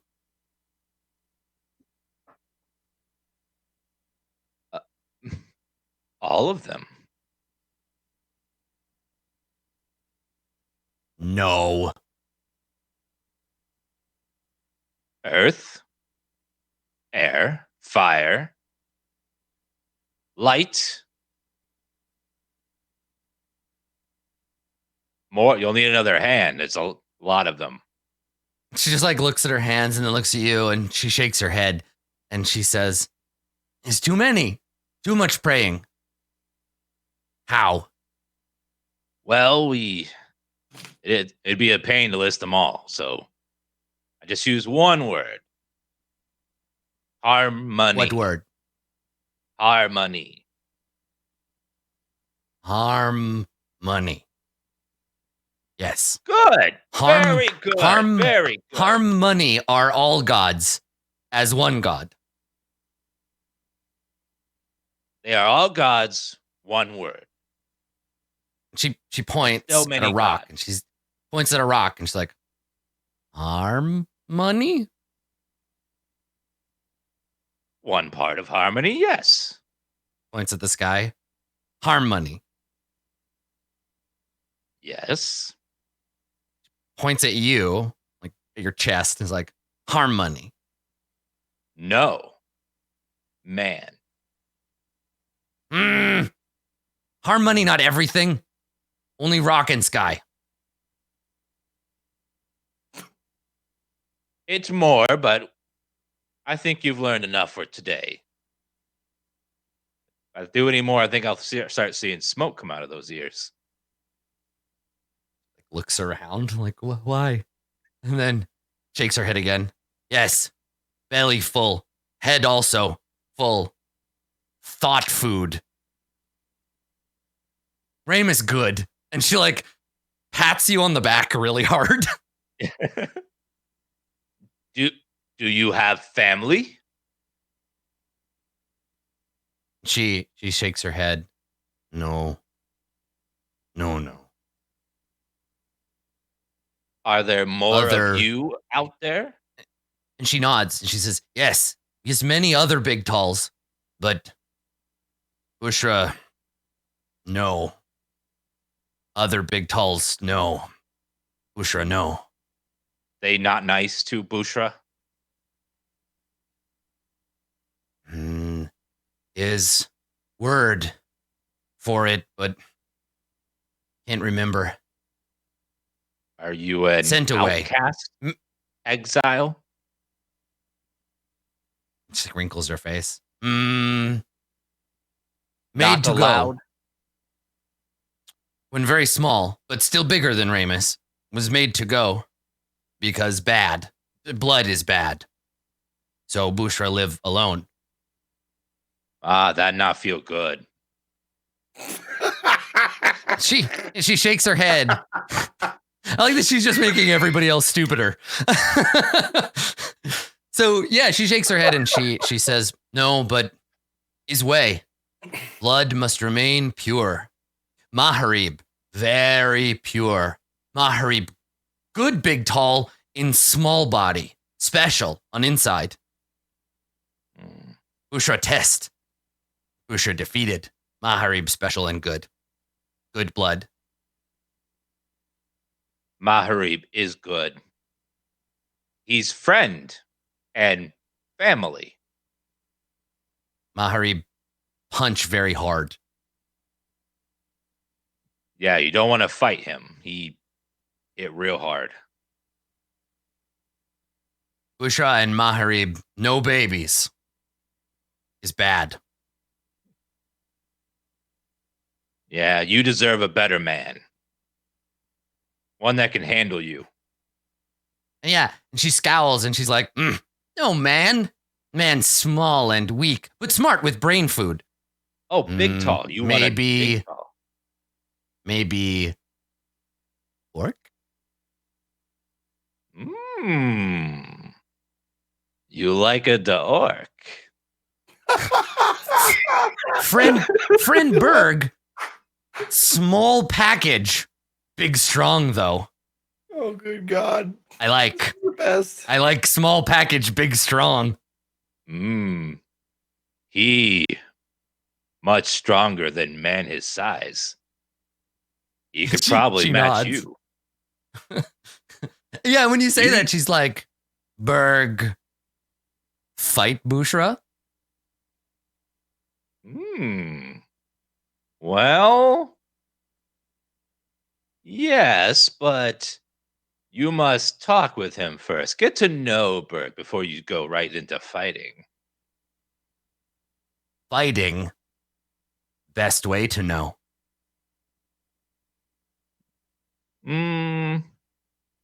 Well, true. But he liked to talk before fight. Bushra, I hate when men like to talk before and after. Tedious.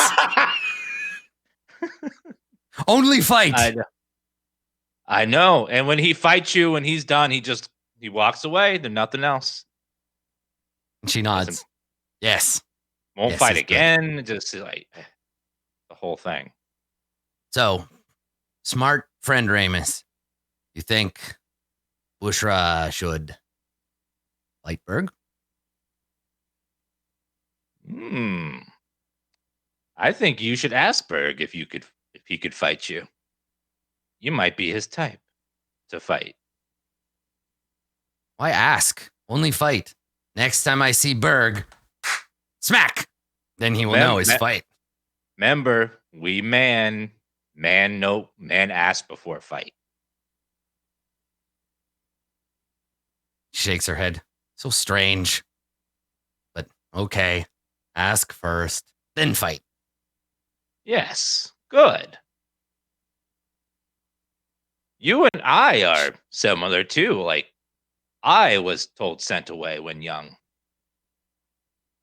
And when you say that, she kind of leans back like, what? So, man also cruel? You have bad blood in you. I actually have good blood, but bad blood mother. So I was sent away. She nods and she says, Bushra's family, all blood okay. Bushra is sad feeling for family. Any tears. But Bushra must go. It is the way of things. Well, I think Bushra have good blood. She shakes her head and she kind of like smiles a little bit and is like, shakes her head and she says, that is because you do not know. But thank you. Well, I know man don't mean much, but I am sorry for how you feel. She nods. Sadness. Very, very old. Wound mostly heal. Still some soreness. Like broken leg when rain is coming.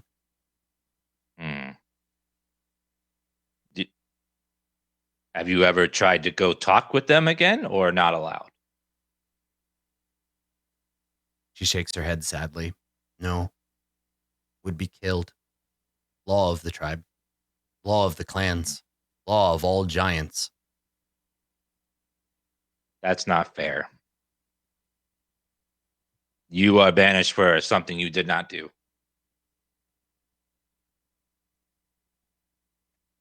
Men have word, not in giant, for when could be cruel, but choose not to do. Giants have no such word, no feeling in heart, or we call that mercy. Yes, Maharib should have killed me, but I will not tell. I won't tell either. You both good big talls. Good. Secret of friends. Make friends stronger. She looks over at the dwarf. She leans in. She's like, dwarves, not friends. No secrets for dwarves. And Aga looks over because Aga's just kind of like, okay, you're talking, but what are you looking at me for? I'm just eating up some water over here. Leave me alone. Dwarves okay. But you and I, we have secrets. Where were we going? Maharib said, safe place, but it's just rocks. Small valley. Place to rest, maybe, but not safe. Where did you come from? You know how your tribe was mean and kicked you away? Maharib is trying to get his tribe to let you guys in because they're being mean. And when you say that, she shakes her head as if in disbelief, like in awe, really. And she's like, Maharib. Glorious. This is why good blood matters. Good blood and time. Many births. And then better giants. Maharib strong and brave. Speak for others. Maybe you see her get an idea, and you see how long it takes for that idea to like slowly formulate into words. She's like, wait, I'm thinking I've got maybe Maharib could speak to clans and make rules change. Then giant could befriend with giant, and then and you can see her like she's starting to get a headache from thinking so hard. Giant kill undead. All big talls kill undeads. And she looks at you when you say that, and she says, "Undead? What is?" God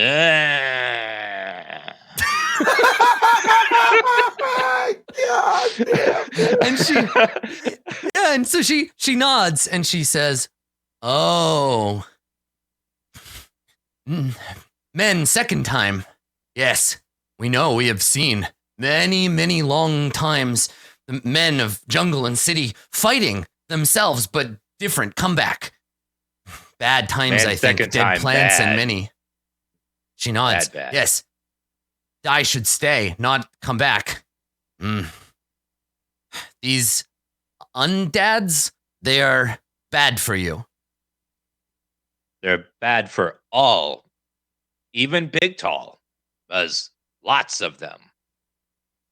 She squints at you, and you can see her like you can see the fear kind of like raise up in her face, and she says, "Giants become undads too?" In a very overrated TV show, yes, but we're not sure yet in this universe. We're still deciding that, but yeah, but she wants to know, like, could this happen to my people? Even though she's exiled, you can see that she still cares deeply about like her family and her tribe and stuff. But she's scared that they can become the way that these, like, she thought up until this very moment, she thought that being undead was just bad thing to happen to humans sometimes. But now she's scared that, like, oh shit, like maybe this is a threat to my clans as well. And she looks at you for an answer, like, what? Like that could happen to us? We don't know yet, but it would be safe if Big, Tall, and Man fight second time man. Stomp them, make them dead again. Most men not like you. Most men bad. Like soldier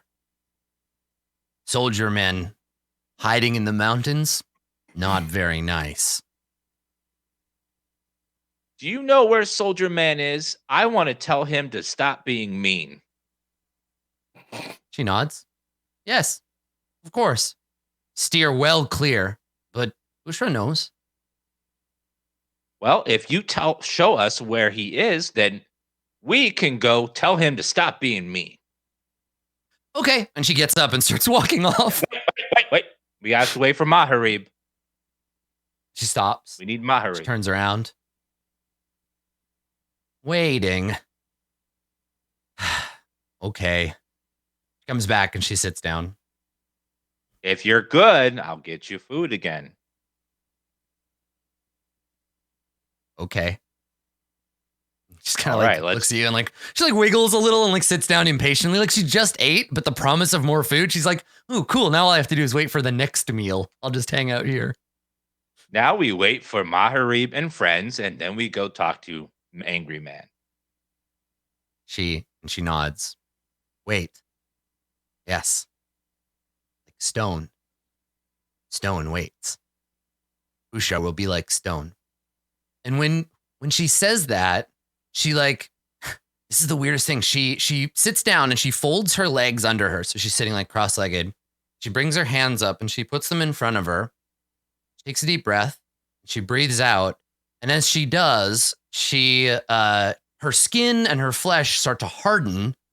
And within a second, she's just perfectly still. All one color, the faint gray of stone. And she's turned herself into a statue.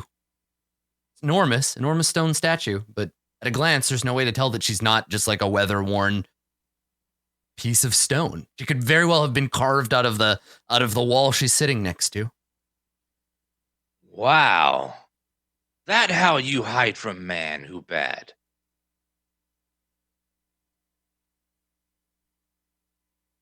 There's just silence, the sound of the wind. You can hear the clicking of Aga hitting flint and steel together. Suddenly loud with the silence of like Bushra, just her breathing is loud, right? So now all of a sudden it's just like very quiet. Well, if you can hear me, Bushra, we will scare Maharib.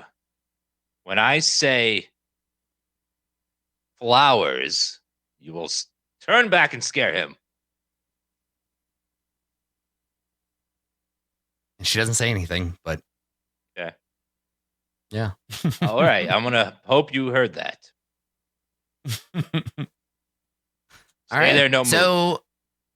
So she stays in place, and after a little while, Adikur and Aga come back.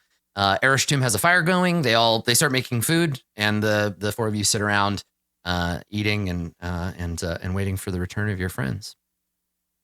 So meanwhile, back in the fortress, once you leave, I guess we'll cut back to like generic darkened dungeon hallway, like you're walking through the corridors back up to the thing. Is there anything, or if there's nothing you guys want to talk about on your way back up, we can cut to another scene. I just wanted to see if you had a like, well, that was weird, like conversation you wanted to have. I think there's definitely a scene like that. Yeah. Okay. All right. Sure. So yeah, you're just passing through these tunnels. You've seen them lots of times before, but they're not as cleared out, and nobody lives down here yet. But they're safe for you to travel. Okay. Yeah, I think as soon as we get out of earshot, or what would be a normal earshot, who knows if they can hear the halls, blah blah blah. Yeah. Just turn to the group. Bonnie was not herself. I think that was very clear. No, she was not.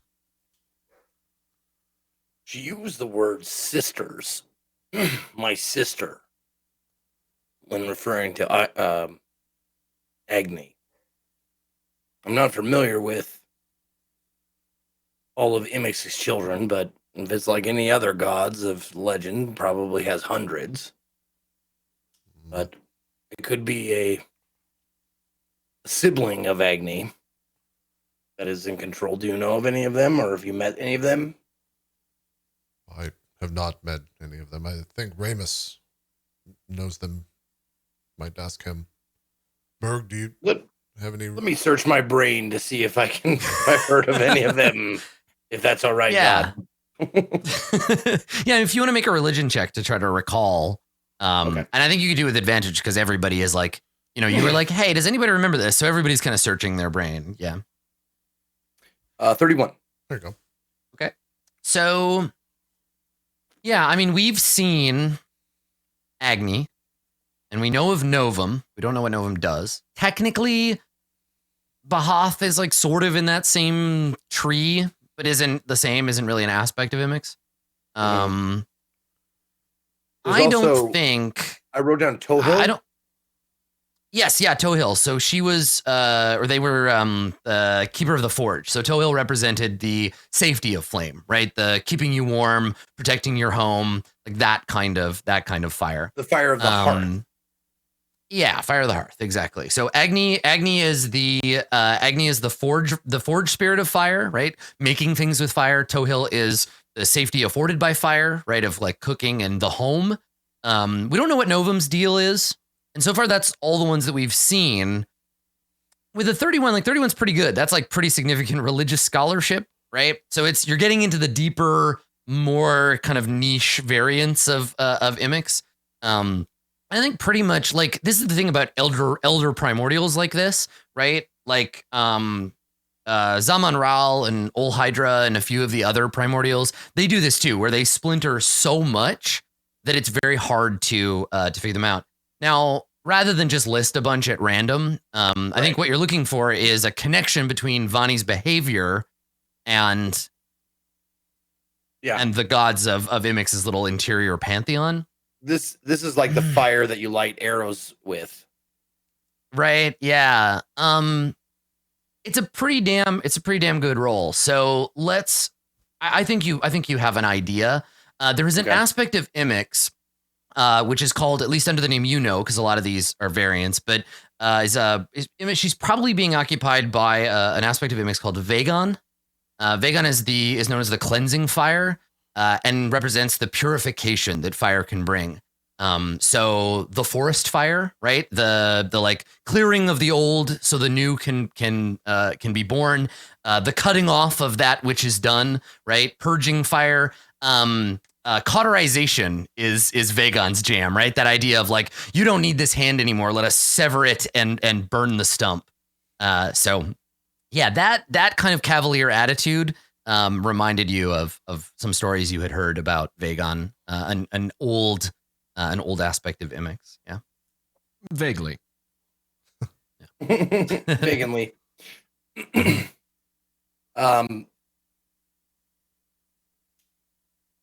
There are many aspects that the sons and daughters of fire take. The one this reminds me of is called Vagon. The aspect of fire that burns down forests, and the fire you use on an iron to seal a wound. Something like that. Well, that's what she reminded me of. So, Bonnie still not dealing with Bonnie anymore. She still seems to be there somewhat. We'll have to try and use that to our advantage if we ever want to broker a deal for something. But we'll deal with that when we need to. Berg, I'm sorry. I know that, well, whatever, with you and Bonnie.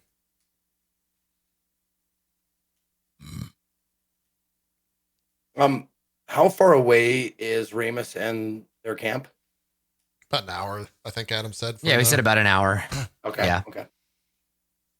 I mean, if you really hustle, you could cut that in half.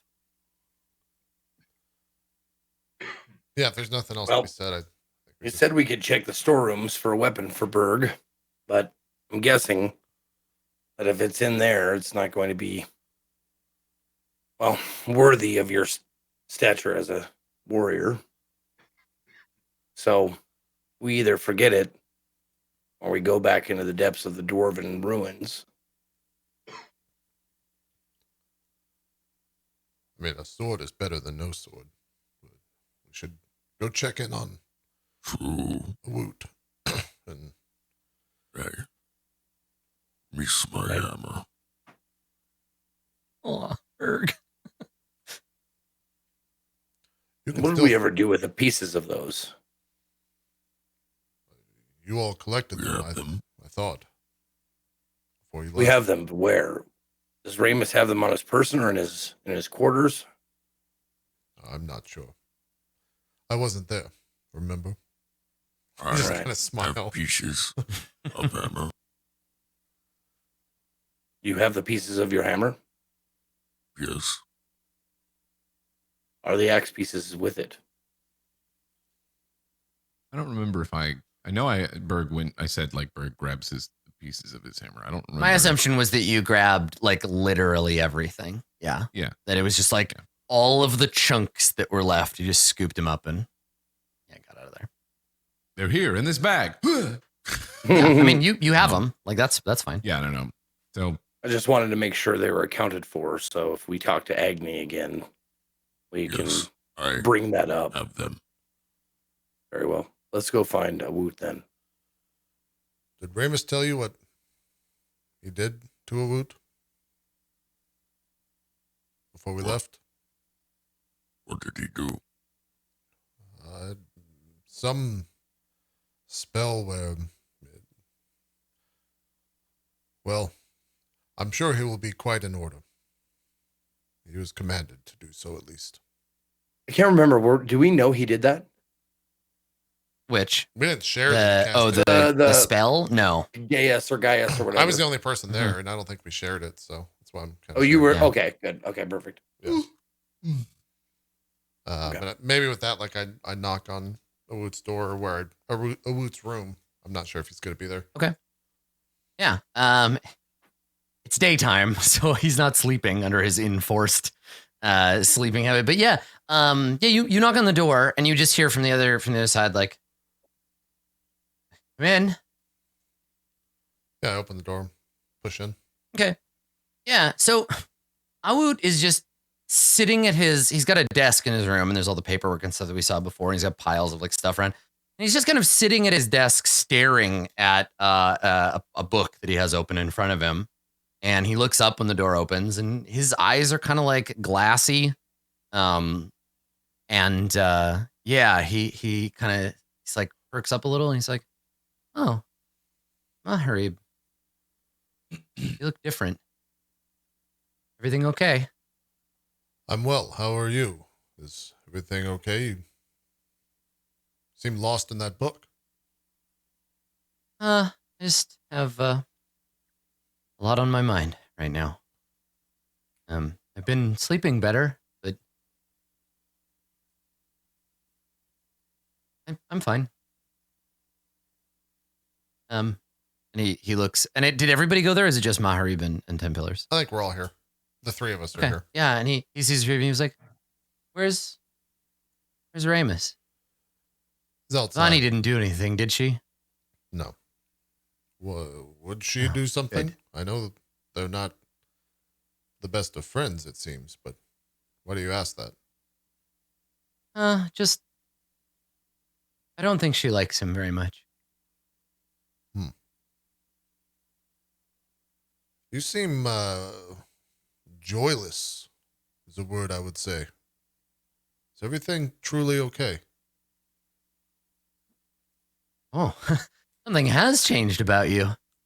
Maharib I know wouldn't care a goat's fart for joy. But no, I'm okay. I just a little stressed out right now. we have a lot of fires we're trying to keep lit. And, well, with Kai being kidnapped, I've had to redirect some of the scouts out into the outer periphery, and some of them haven't reported back. And, well, honestly, I've been having these nightmares about my dead relatives coming back to life. And